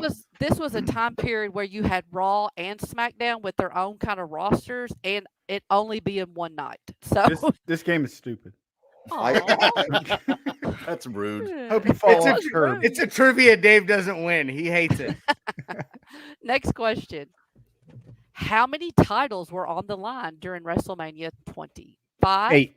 6, 7, or 8? I was seeing. Okay. So Brady So was there in were there 2 destroying world something. champions, 6. tag team champion, Hardcore. intercontinental champion, U.S. champion. I'm gonna say 8. I'm 2 gonna tag go titles, 7. 2 world titles, U.S. 7. Cruiserweight, 6. Shut up, asshole. 7. Was the Intercontinental on? World Intercontinental. Or the Tag. women? 7. Yeah, I want to switch to 7. 7. You It's are 7. correct. It was 7. No, it was 8. No. It was 7. It was the U.S. title, the World Tag Team title, the Cruiserweight title, the WWE Tag Team titles, the Women's title, the WWE Championship, and then the World Heavyweight Championship. Those were the 7. How many? Oh, next question. How many champions lost their titles at WrestleMania 20? Was it 0, 2, 4, or 6? 2. 2. 2. Deuces. Do 4? you? Who said Big 4? Show and Triple H. Didn't Benoit win the championship at 20? Yeah, from Triple H. We don't talk about him. You know, Dave is exactly correct. It was John Cena beat Big Show for the U.S. title. Did you just call John Cena a bitch? No, He's Wait. fisting on OnlyFans. He if you does guys run didn't an know. OnlyFans now, so maybe. I know. I heard that. I heard. Actually, y'all no, talking tonight about he's that. teabagging people. That's what he was doing. Oh, But I you hope- said he Nah, he's might do probably a having people- collaboration. Yeah, with, the Randy OnlyFans Orton. is his character Ricky Stanicki or whatever it is for that movie that he's doing. Sounds He was like on the a, Howard Stern sounds show like a last great week. way to make money. No kidding. The World Heavyweight Championship was won by Chris Benoit, but it was a triple threat with Yep, Triple against Shawn H Michaels and and Triple Shawn H. Michaels. And that bitch HBK. It's a was free lost. account. I mean, it's a free subscription. What happened to Bret Hart at this point, Justin? Oh. He had already had his head kicked off. I think he was trying to ride his bike right around now. And he fell off that too. I like to ride my bicycle. Stroke. All right, I'd be next stroking. question is a Me, fill in the stroke me. blank. Goldberg and Lesnar's match required a special Stone Cold guest Steve referee. Austin. Austin. Yeah, it was Austin. Very good. Did you know who that was? It was The Stone crowd Cold shit all Steve over Austin. the match. Except Yes, for because- Stone Cold stunning both of them. Yeah. This is Well, where this is exactly. where I first developed a problem with Brock Lesnar, because I felt like it was a bitch thing to do to announce that you were leaving and going to the NFL. You're going to go try to Right. play football. Well, he wasn't actually going to the NFL. He was going He's going to go try, but to me, that wasn't an announcement that needed to be made Prior to before WrestleMania. Right before your Timmy, you know match. he made the Vikings, right? He did not. He made the He made practice squad. You know what his That's number not was? making the team. Tim, you know 69. what his number legend, was? Brock Lesnar. 69. Yeah. Oh Lord. Yeah. All right, last question. Amy, do you know what two snakes are when they 69? You know what you call it when two snakes 69? No. 11. Ah, I like that. Yeah. 10 wrestlers and 1 celebrity were inducted into the 2004 WWE Pete Hall Rose. of Fame. Can you name the celebrity? Pete Very Rose. good, Timmy C. That was Pete Rose. Yeah. So they had stopped doing Montreal the Hall of Expos Fame. legend. The Hit King. I met him. They stopped doing the Hall of Fame for it ended in 1996, and so they picked it back up in 2024. So the 2024 class was Big John Studd, Don Morocco, Greg Valentine, Harley Race, Jesse Ventura, JYD, Sergeant Slaughter, Superstar Billy Graham, Tito Santana, and Bobby Heenan.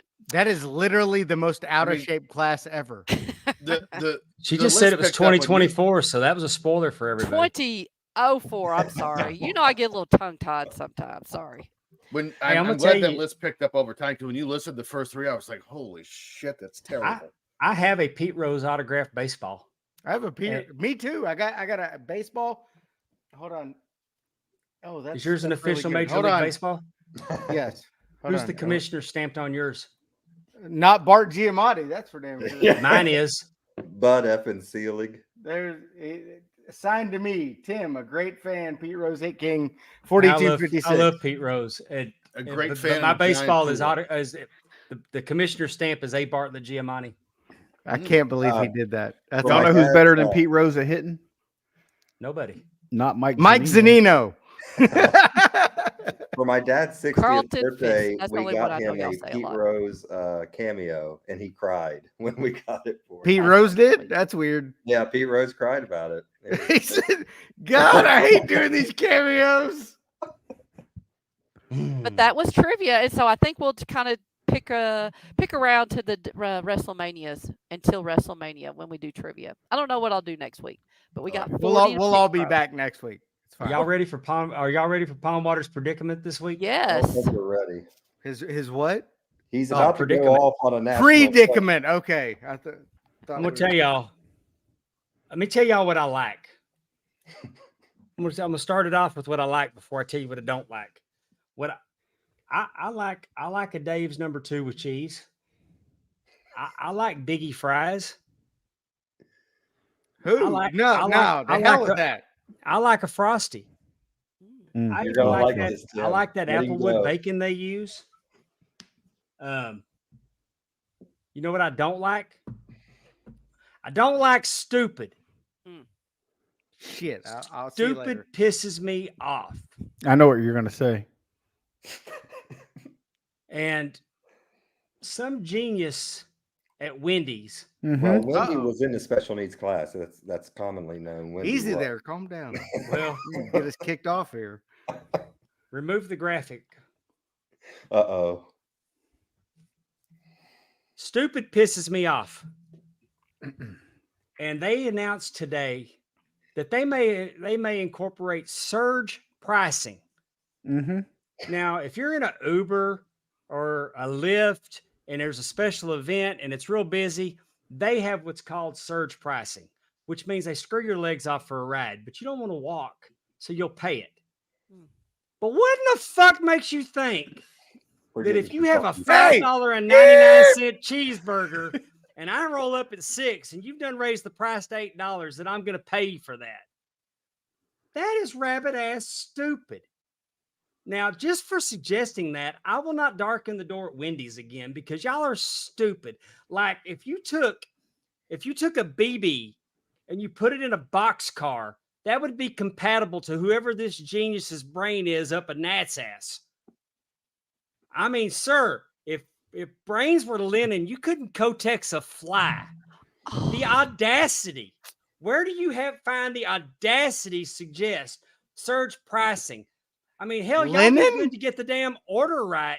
And now you expect these geniuses working at Wendy's to figure out if my cheeseburger is going to be $7, $11, $14. Jesus. But here's what I want y'all to do.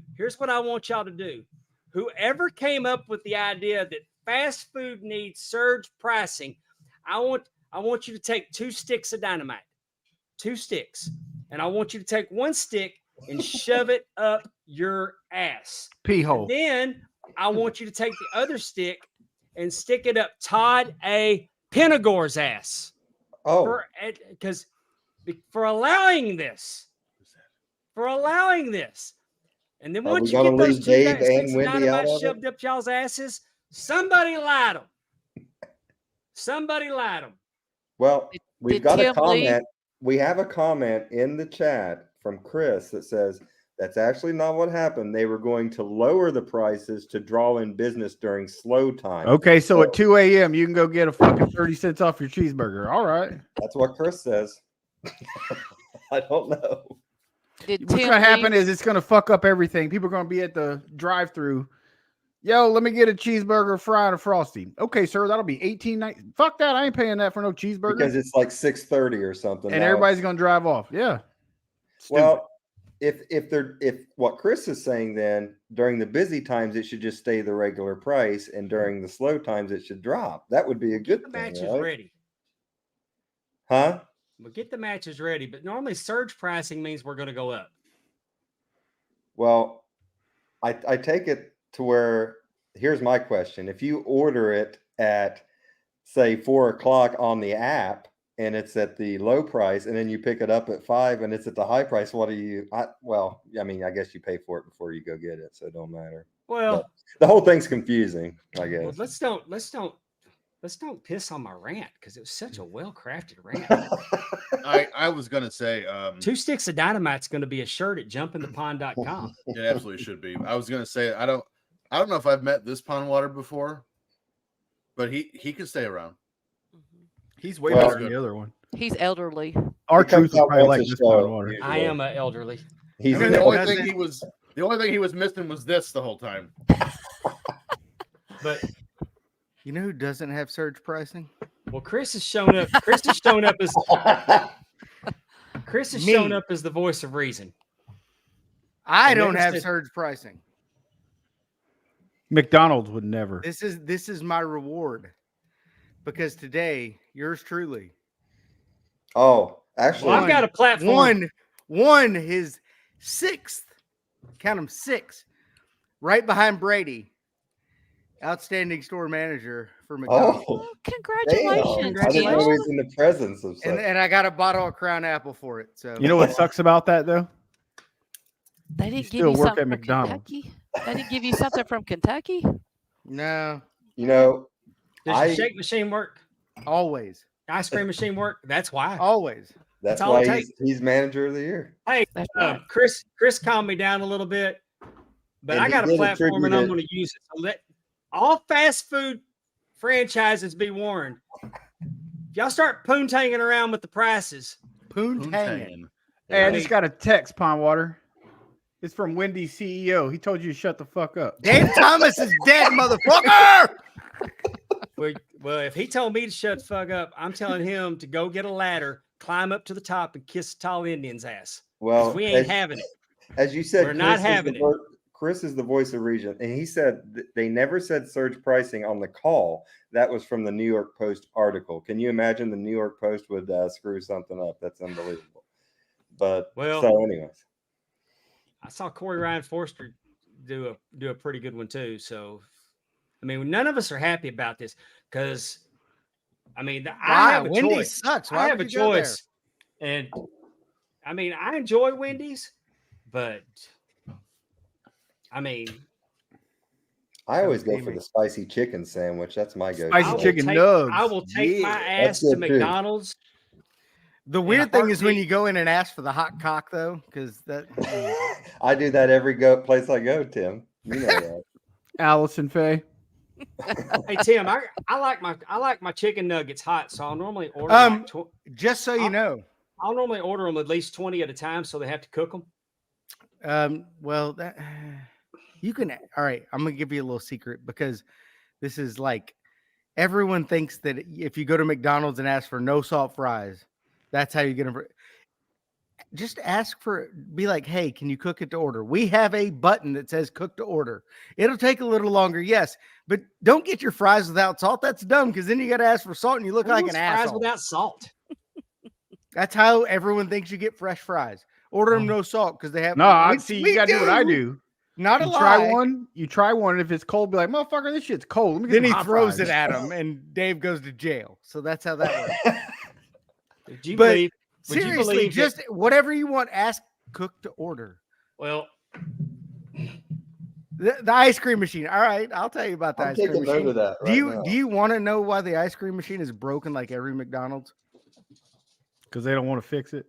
they don't want to clean No, that is not it. It's usually because the cleaning of it is fucking terrible. Yeah. So if you go to a McDonald's and they tell you the ice cream machine's broken, thank your lucky it. Oh stars. God, Because otherwise you're getting crappy ice cream. You're Man. getting salmonella. I'm telling you, Not cleaning salmonella ice cream like it's machines are a green. pain in the How ass. We often had a are they shake supposed to be machine at recommended? Arby's. How And often that do they thing- recommend to clean them, Tim? Every night. Every Well, day. Here, You're gonna get diarrhea if you eat So here's McDonald's ice the cream. thing with McDonald's ice cream machines. Also, why they're broken a lot. There's a special function where every night it heats up the mix to a certain level, kills all the bacteria, just like a nightly cleaning. We actually only pull the machine apart and clean it, depending on the model, every 14 or 28 days. Okay, that's what I figured. Yeah. I have a 28-day machine that is always up because that 28-day cleaning is very important. Like just like in your sex life, Justin, you got to have lots of lube. Yep. Got to And make lots sure of the pills. O-rings are tight. Is there pills involved? Because I usually need No that. pills. Oh.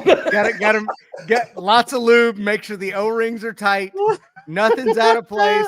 Everything gets in the proper hole. They clean out them pipes. Yep.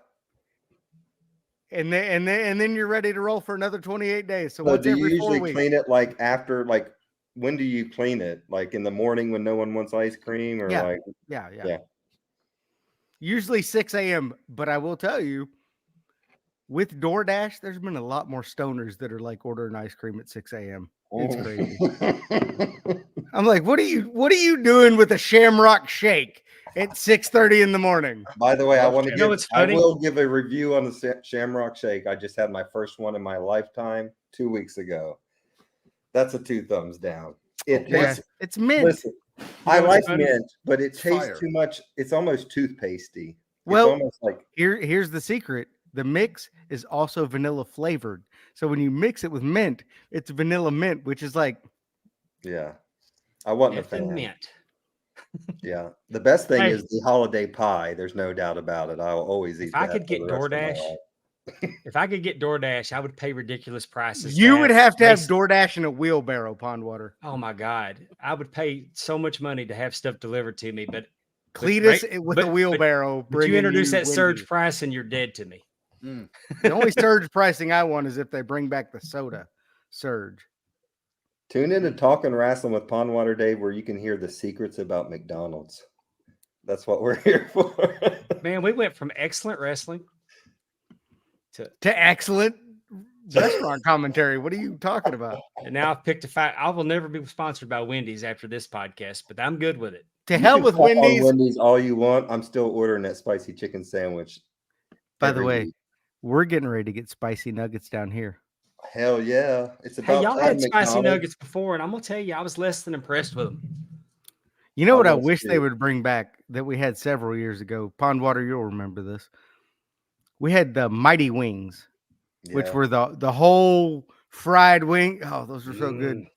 McDonald's fried wasted chicken wings. 5 million pounds of wings that year It was not because no one I bought don't them. remember it being all that great. Hey, They were Timmy, good. up here They by were me, really good. about an hour and a half north of me, was the last McDonald's in America to still serve the McPizza, and they just quit like 2 years ago. Gross. Yuck. Yeah. When I went to Quebec, they had McLobster. What was it called? Because it was like French. McWobster. It was lobster. I don't remember. McLobster. Terry Weaver's bringing facts here. What's back the your? state I have a question for you three. What's your next show? What's the? Oh, PJ? Jesus. What are we doing next? I voted for CWA. Just Yeah, so I'm y'all going to know. hang myself. That's what's going to happen. next I'm show. I'm off next week. Ooh, So you know what we're watching Oh, it next? don't matter, Dave. No, our next show, not live show. Well, it will be live because we've Oh, live decided shows. we're going to start doing a lot of live shows, just like you guys. We'll do it live. We have so much fun with our audience. They We do. definitely have lots of good comments. They have questions. Very interactive. So definitely the way to go. Allison, We Allison started this Faye's because trying I'm to get lazy Doug and I to didn't want to McNeil. edit video anymore. That's a fact. I'm with you on that. Shut I mean, up. unless I I say hate something both highly- of you. If we say something highly controversial, or like the crowd, we have a guest on that somebody doesn't like, and then they overdo the chat, and I have to pull the episode and re-edit. That happened one time. So we're editing Dave out of this episode. Cool. But I mean, that's why we started going live, and I love it so much just to have I love having the live studio audience. Me too. And we have a question I got one more McDonald's question, and Terry Weaver brought this up, Tim. The steak bagel April breakfast 1st. thing. I loved it as a kid. Okay, April when 1st nationwide. Yes, but it came back and it came back here. I tried it. love It didn't taste, I don't know, maybe it was because it wasn't my childhood. It didn't taste the same. There was I something. only eat breakfast at Bojangles. It's solid also. McDonald's. I just breakfast had is trash. Bojangles last week. Well, guess what? If you go north of Tennessee, you're not getting Bojangles. I went to Lexington to get it. Also, our But- next show is CWA from March of '87. I cannot tell you how amazing that show was. By the way, Popeye is far superior to Bojangles. No way, you're poor.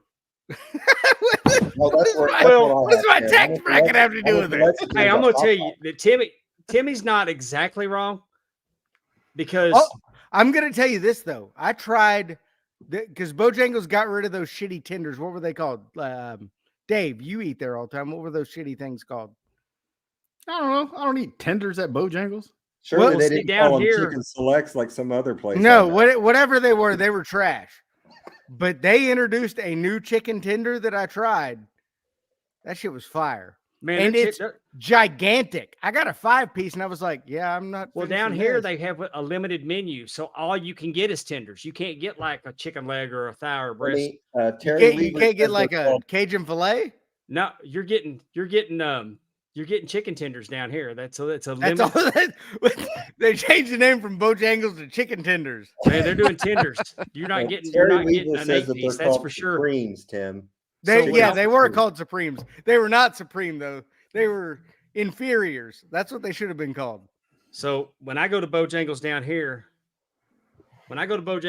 you we're take getting the belt? tenders. Huh? Do you take the belt? No, I didn't take the belt. I had the belt. in Supremes the were car. not delicious, T-Weave. I did The have the new belt in the tenders car, are but, delicious. but I'm not. I mean, I'm not walking in there. That's Jay-Z's thing, but I Gotcha. do Man, have this quit doing Bojangles it. belt, and I guess that kind of makes me the Mississippi Bojangles champion. He knows that if he walks in there with that Where you belt, can only get chicken tenders. if you Well- walk into a Bojangles with that belt, some redneck's gonna body slam you and take it. It'll be like the hardcore. His name's championship. Dave in the QC or Hey. Dave in the HSV. Hey, there ain't nobody taking nothing from me. Doctor said take medicine and shake it well. That's about as. I mean, I'll. Hey, I'm not- he's You just got to be point. A careful dude- of the syringe it's coming out of. A dude I mean, shot I'll him in the take- head and didn't get him, so he's got a point on that. I don't. That's very I mean, I true. may not be the best fighter. Well, I'm not eating anywhere in Jackson, Mississippi. I'll go to Flowood, where the Bojangles is. Flow. Uh, Then we have one in West Monroe, and then we got and over in Louisiana they got them in Ruston and West Monroe, and that's where we went. But I mean, my fighting style is unique because I'm a firm believer in punching somebody in the fist with my face. It's how TJ fights. I mean, truth be told, I'm a lover, not a fighter. I am too. But I am kind of a fighter too. So don't get fresh. My fighting style is to hop on a mechanical bull and see if get it can beat rip up. my arm off. Yeah. And it does, by the way. I just want to know if TJ is using the same Just for Men as Tony Schiavone uses in that beard over there. Well, Timmy, you're in the dating pool, so I'm out of the dating pool now. oh, are you? Breaking news on Talking Wrestling with Palmwater Dave. Oh, well, What? congratulations. But if you want something that's more fun than a mechanical bull, when you're in the throes of passion, get behind her, reach around and grab one breast, throw that arm up in the air. This is how your sister likes it, and then try to hang on for 8 seconds. We're not going to last on YouTube tonight, are we, Dave? Well, she has 7 sisters, so that's problematic. You boys have brought out the worst in me. I like it. So, by the way, all right, peek behind the curtain. I'm done with this. Peek behind the curtain. We're here to negotiate. We'll wrap this episode up and then we'll do that. Oh, next week on Talking Wrestling, we're gonna bring my hero and yours, Yeah. the winner of the Texas Rumble, getting his title shot against the Tommy Becker at Destiny on March 16th, Mr. Aaron Eagle, who has taken great exception and canceled our Amy. Yeah, canceled me. Called me He stupid. canceled you. Called me stupid. Yeah. Queen Amy's gonna come out. Listen here, boy. Exactly. I am not stupid. I'm Amy. She's gonna hit him with a bless his heart, Dave. I mean, Right.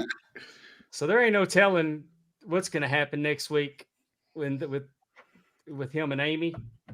Well, with that belly, she's probably gonna like tap it a little bit. Do a little Kamala on it. Tell him he's a fat ass, and I said so. I'm telling you. I mean, I try to have Amy's back. I really have.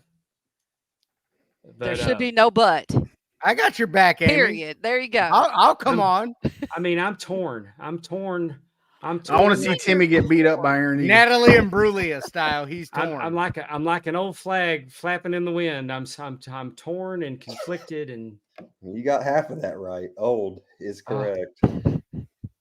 So join us next week as we welcome Aaron Eagle to our show on his way to Destiny, March 16th. I'll be back. Where he will get beat. Where he will be challenging the Tommy Becker.